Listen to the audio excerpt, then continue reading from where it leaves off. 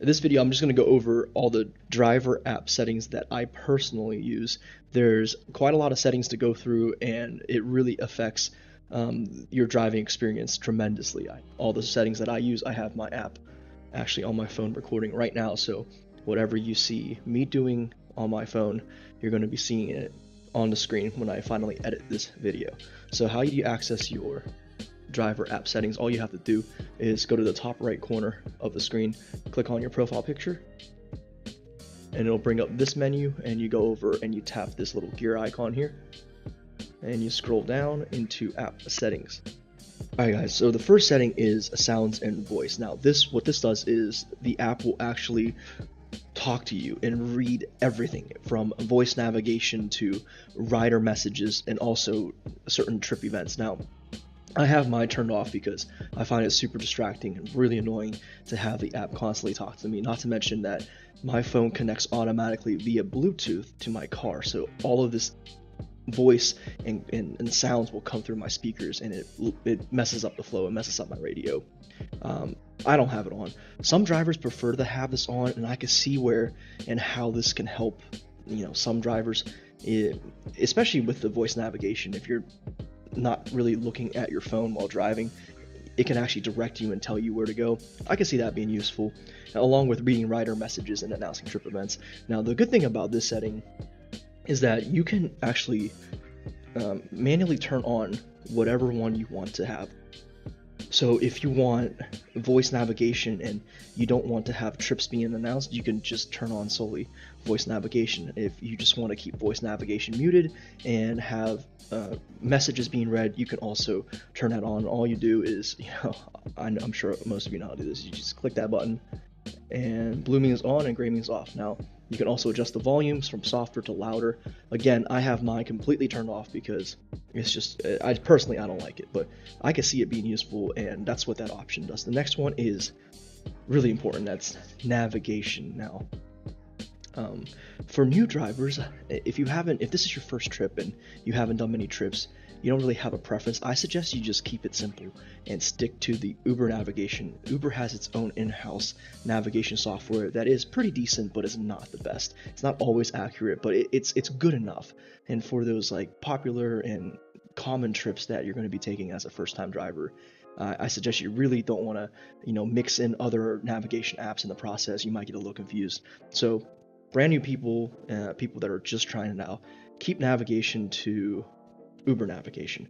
Now for us advanced drivers, those of you who've done many trips and you have a preferred navigation software that you want to use, you can either use Google Maps or Waze. Those are the only two that I know that are compatible with the Uber driver app. Now how you activate this whatever custom navigation is, you have to download the app first. So for me, I would have to have downloaded Google Maps on my iPhone already, or Waze, and once it's downloaded, the app will automatically detect this new navigation software on your phone, and then you have the option to select which nav software that you want to put as your default navigation. So for me, I prefer Google Maps. I know a lot of people prefer Waze, but hey, Google Maps works for me. In my market, it may be market dependent, your market might be different, but in my market, Google Maps is the way to go. So I have Google Maps turned on for this, and it's basically seamless integration. Back to the settings, accessibility.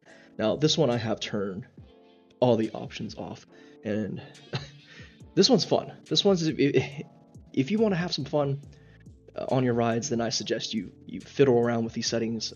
Screen flash for requests. I don't know if you've ridden in any Uber rides and you see the driver phone just flash, like the back LED light here. So for me, on my phone, it would be back here. The flash, the LED lamp would flash during requests. So if you've ever seen that, that's how they turn it on. You go into accessibility, you hit that option, and like it says, it makes your screen flash when you receive a request or an alert.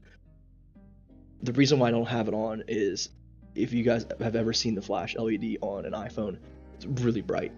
Super distracting, especially at nighttime. But hey, if you want to have some fun, strobe light effect, go ahead, turn it on. Vibration for requests, your phone's vibrate function, it'll vibrate when you get requests.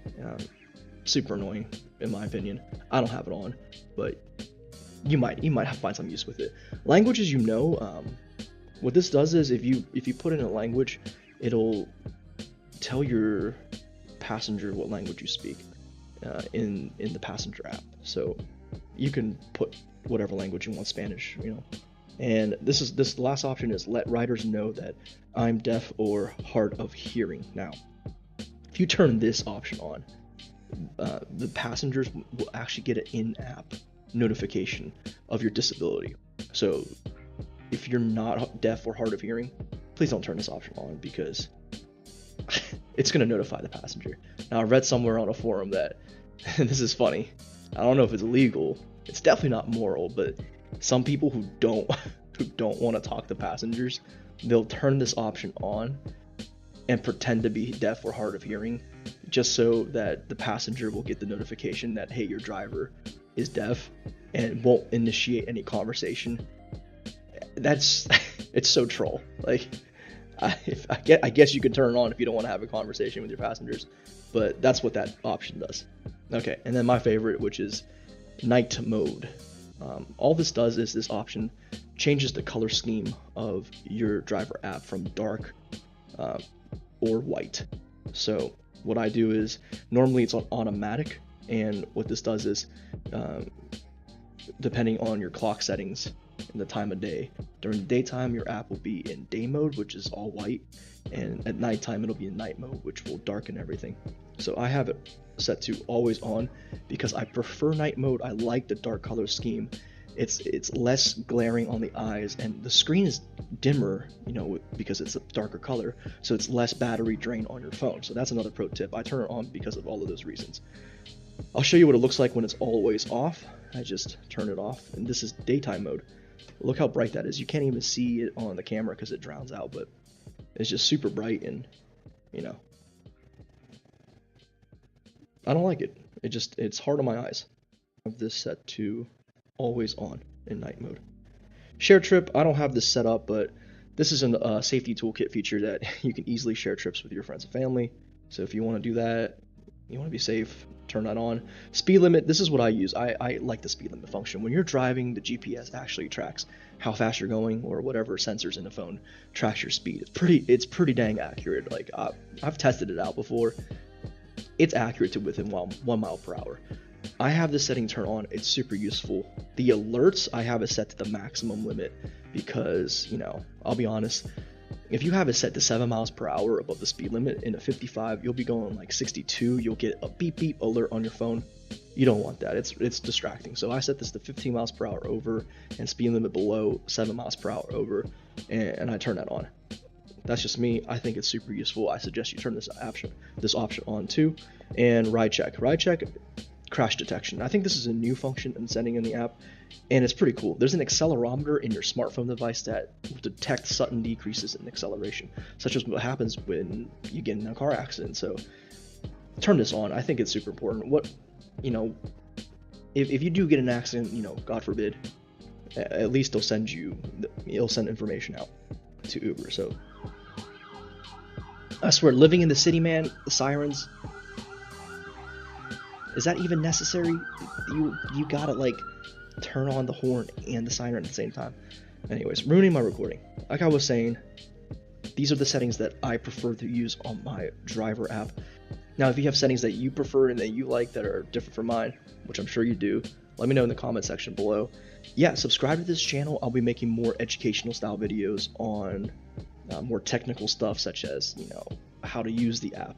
That'll be a good one. How to use the app effectively, and then what other apps to use, because there's other apps out there that aren't Uber related that actually enhance your driving ability, and some even pay you. And that'll be saved for another video. But yeah, that's it for this video. So I hope you guys enjoyed, and I'll see you guys on the next one.